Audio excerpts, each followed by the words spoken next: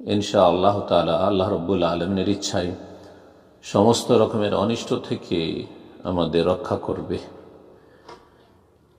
আমাদের শত্রুর অভাব নেই, আর যত ভালো মানুষ তত তার শত্রু বেশি, কারণ পৃথিবীতে খারাপের সংখ্যা বেশি। তাছাড়া মানুষ ছাড়া বহু আমাদের শত্রু অথবা আমাদের কষ্টদায়ক এমন আল্লাহর সৃষ্টি রয়েছে যেগুলো আমাদের বিভিন্ন সময়ে কষ্ট দিয়ে থাকে। মানুষ ছাড়া জিন মানব জাতির ক্ষতি সাধন করে থাকে, যাদেরকে আমরা দেখি না কিন্তু তারা আমাদের দেখে।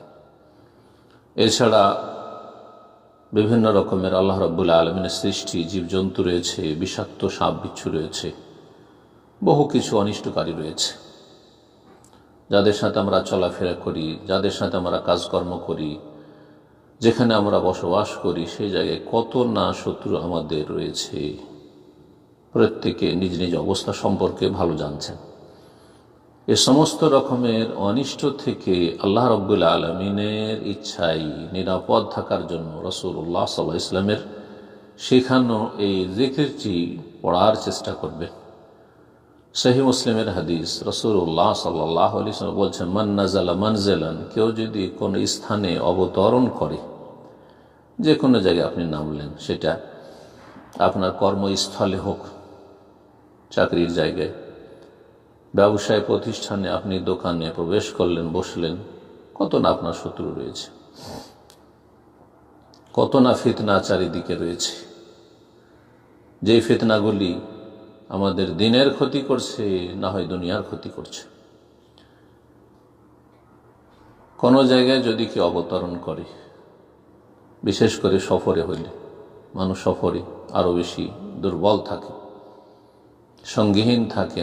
অনেক সময় সফরে, হোটেলে, পেট্রোল পাম্পে, যে কোনো জায়গায় আপনি অবতরণ করলেন।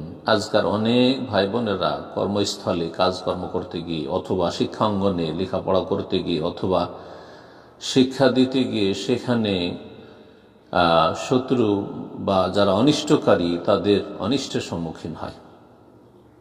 তাদের অনিষ্ট থেকে রক্ষা পাবেন ইনশাআল্লাহ তাআলা। কিন্তু জিকিরগুলি অন্তর থেকে অর্থ বুঝে পড়ার চেষ্টা করতে হবে জবান দ্বারা। বলছেন যে কোনো ব্যক্তি যদি কোনো জায়গায় অবতরণ করে, মানে জানে যে কোনো জায়গায়, এমনকি আপনি বাড়িতে প্রবেশ করলেন, নতুন বাসায় ঢুকলেন, যে কোনো জায়গায় অবতরণ করলেন আপনি, ফাকালা, অতপর বলল, সহিহ মুসলিম এসে সুম্মা কালা, কোন রিওয়ায়াতে রয়েছে ফাকালা, অতপর বলল, আউযু বিকালিমাতিল্লাহি তাম্মাতি মিন শাররি মা খালাক, আমি আল্লাহ রাব্বুল আলামিনের পূর্ণাঙ্গ বাণীসমূহের বা বাক্যসমূহের আশ্রয় কামনা করছি। আল্লাহ রাব্বুল আলামিনের আশ্রয় কামনা করা, তার সত্তার অথবা তার সিফাত গুণাবলীর আশ্রয় কামনা করা, সবগুলি তাওহীদের অন্তর্ভুক্ত। আল্লাহর কালিমাত হচ্ছে আল্লাহ রাব্বুল আলামিনের সিফাত, আল্লাহর গুণ, আল্লাহর বাণী। বিকালিমাতিল্লাহি তাম্মাতি, আল্লাহর পূর্ণাঙ্গ বাণীর বা পূর্ণাঙ্গ বাক্যসমূহের আশ্রয় গ্রহণ করছি। মিন শাররি মা খালাক, যাবতীয় সৃষ্টির অনিষ্ট হতে।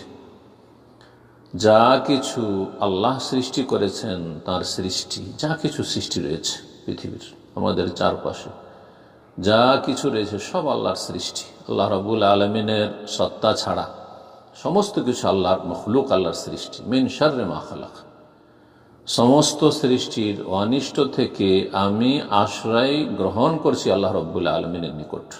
আউযু বিকালিমাতিল্লাহি তাম্মাতি মিন শাররি মা খালাক, এই ছোট্ট একটি জিকির দোয়া যদি পড়েন, লাম ইয়াদুররহু শাই, কোনো কিছু তার ক্ষতি করতে পারবে না। সুবহানাল্লাহ, রাসূলুল্লাহ সাল্লাল্লাহু আলাইহি ওয়াসাল্লাম বলছেন স্পষ্ট ভাষায়, লাম ইয়াদুররহু শাই, কোনো কিছু ক্ষতি করতে পারবে না। হাত্তা ইয়ারতাহিলা মিন মানজিলিহি যালিক, যতক্ষণ পর্যন্ত সেখান থেকে অন্য কোথাও প্রস্থান না করবে, চলে না যাবে। আপনি ওখান থেকে স্থানান্তরিত হলেন, আবার নতুন জায়গায় অবতরণ করলেন, আবার পড়েন সেখানে। এই গুরুত্বপূর্ণ জিকিরটি আমাদেরকে অভ্যাস করতে হবে। এমন অভ্যাস করে নেবেন যেটা আমাদের অভ্যাসগত বিষয়, মানে ইচ্ছা করে আর পড়া লাগে না, যেন যে কোনো জায়গায় অবতরণ করলে এমনিতেই চলে আসে। এই রকমের অভ্যাস আমাদের তৈরি করতে হবে আল্লাহ রাব্বুল আলামিনের জিকির আজকারের ক্ষেত্রে বিভিন্ন সময়ের এবং বিভিন্ন স্থানের। আল্লাহ রাব্বুল আলামিন যেন তৌফিক দান করেন এবং এই জিকিরের বরকত হাসিলের জন্য, এই জিকিরের সঠিক সুন্দর ফলাফল পাওয়ার জন্য একটি গুরুত্বপূর্ণ কথা মনে রাখবে, তা হচ্ছে এই জিকিরের উপকারিতা যে রয়েছে, সে উপকারিতাকে নষ্ট যেন আমরা না করি। কিভাবে নষ্ট করে মানুষ? তা হচ্ছে বিভিন্ন পাপের মাধ্যমে। আপনি যদি বিভিন্ন পাপে জড়িয়ে যান, পাপ করতে থাকেন অহরহ, কোনো জায়গায় অবতরণ আগেও আপনি পাপে জড়িয়ে আছেন, পাপ করছেন, আবার সেখানে যখন অবতরণ করলেন সেখানে পাপ করলেন, অথবা পাপের উদ্দেশ্যে সেখানে যাচ্ছেন, তাহলে আপনার এই শুধুমাত্র জিক্র পড়া আপনাকে অনিষ্ট থেকে রক্ষা করতে পারবে না। আল্লাহ রাব্বুল যেন বুঝার তৌফিক দান করে। সমস্ত রকমের বালা মুসিবতগুলি আমাদের জীবনে যে আসে, তার পিছনে সূক্ষ্মভাবে যদি আমরা দেখি, তো দেখব যে আমাদের পাপের কুফল, পাপের কুপ্রভাব। সুতরাং পাপের অনিষ্ট থেকে আগে বাঁচতে হবে। আমাদের জীবন যেন পাপ মুক্ত থাকে, যার নাম হচ্ছে তাকওয়া, আল্লাহর ভয়ে পাপাচার থেকে বেঁচে থাকা। আল্লাহ রাব্বুল আলামিন যেন সত্যিকার আমাদের ঈমানদার হওয়া তৌফিক দান করেন এবং সত্যিকার তাকওয়া হাসিলের তৌফিক দান করেন। আলা ইন্না আউলিয়া আল্লাহ লা খাউফুন আলাইহিম ওয়া লা হুম ইয়াহজানুন আল্লাযীনা আমানু ওয়া কানু ইয়াত্তাকুন। আল্লাহর ওলি বন্ধু যারা, তাদের কোনো ভয় নেই, কোনো চিন্তা নেই। তারা কারা? যারা আমানু, ঈমানদার, সত্যিকার এমন ঈমান যাতে রয়েছে তৌহিদ, যাতে রয়েছে সুন্নাহ, যা শিরক মুক্ত, যা কুফরি মুক্ত, যা মুনাফিকি মুক্ত, যা হচ্ছে বিদআত মুক্ত। জি হ্যাঁ। আর ওয়া কানু ইয়াত্তাকুন, তারা আল্লাহ রাব্বুল আলামিনকে ভয় করে গুনাহ থেকে বেঁচে থাকে। আল্লাহ রাব্বুল আলামিন সত্যিকার আমাদেরকে ঈমান এবং তাকওয়া অর্জনের তৌফিক দান করেন এবং আল্লাহ রাব্বুল আলামিন তার খাস আউলিয়াদের দলে আমাদেরকে যেন তার রহমতে শামিল করে নেন।